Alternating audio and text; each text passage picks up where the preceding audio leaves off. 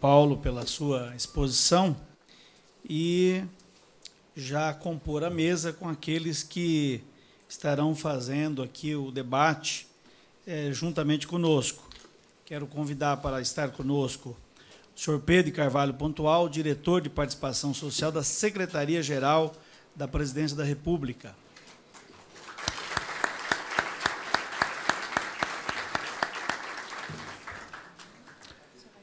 A senhora Vânia Lúcia Ribeiro Vieira. Permanece conosco.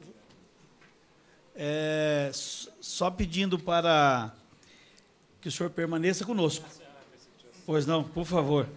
Aliás, o senhor que será o foco do debate, né? Tá certo? Senão eles não têm quem bater, vai sobrar para mim aqui, aí fica complicado. Mas, então, continuando, eu chamei, então, aqui o senhor Pedro, muito obrigado aí pela presença.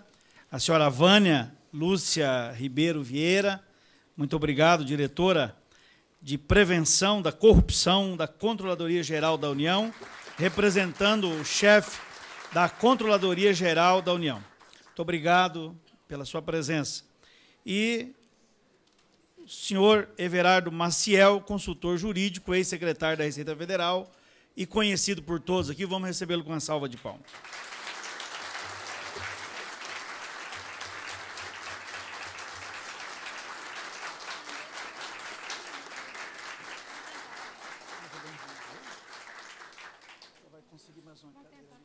Vamos lá, vamos. É só encostar um pouquinho aqui que dá certo. Um pouquinho para cá. Vai dar certo. E ainda a Mariana Pimentel Fischer Pacheco, pesquisadora do Núcleo de Estudos Fiscais da Escola de Direito da Fundação Getúlio Vargas. Vamos recebê-la com uma salva de palmas.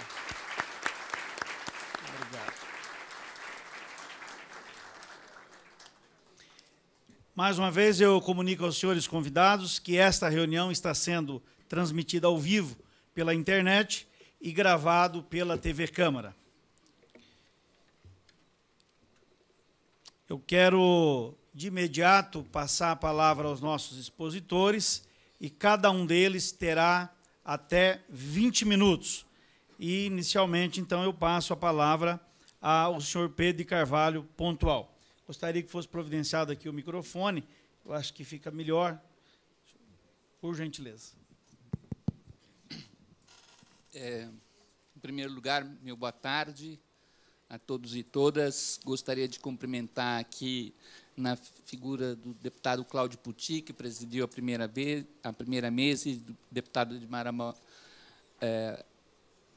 Arruda, desculpe, proponente deste requerimento, e que, portanto, gera esse debate. Queria cumprimentar o professor Paulo Nogueira, uma belíssima exposição, professor Everardo, Mariana e Vânia, né? Gostaria de trazer aqui as saudações do ministro Gilberto Carvalho a todo este plenário e dizer que eu acho que o debate que se abre aqui hoje na Comissão de Finanças e Tributação é da mais alta importância. Como pensar um processo de participação e de controle social em relação a este tema tão importante que é a questão tributária. A questão de 20 dias atrás, nós, na Secretaria-Geral, fizemos um seminário nacional de participação social, o primeiro seminário onde reunimos representantes dos diversos conselhos nacionais, gestores federais, estaduais e municipais que trabalham com o tema do controle social, da participação, pesquisadores. Tivemos cerca de 400 participantes. E uma das constatações que se transformou em recomendação, né, deste seminário é dizer que nós já avançamos bastante, particularmente a partir da Constituição de 88, e de maneira mais intensiva e expansiva, eu diria, a partir de 2003, num processo de controle social e de participação social a um conjunto de políticas públicas, né, que, sobretudo, nós podíamos chamar aí das políticas sociais. Mas houve a constatação nesse seminário de que é preciso a gente dar um passo à frente neste processo e estender as práticas de participação e de controle social, né, ao conjunto das políticas públicas e, portanto, estendê-la, né, ao conjunto das políticas econômica e financeira, às políticas relativas à infraestrutura. Ou seja, fazer do controle social e da participação social um processo de democratização efetiva do conjunto das políticas públicas e do conjunto da gestão pública. Então, me parece que esse é o primeiro significado importante desse debate, quer dizer, trazer a questão da temática do controle social e da participação social para a questão tributária, dar um passo à frente, né? Pessoalmente, eu tive a experiência já de coordenar 2 experiências antes de assumir a função na Secretaria-Geral da Presidência, 2 experiências municipais de orçamentos participativos, né?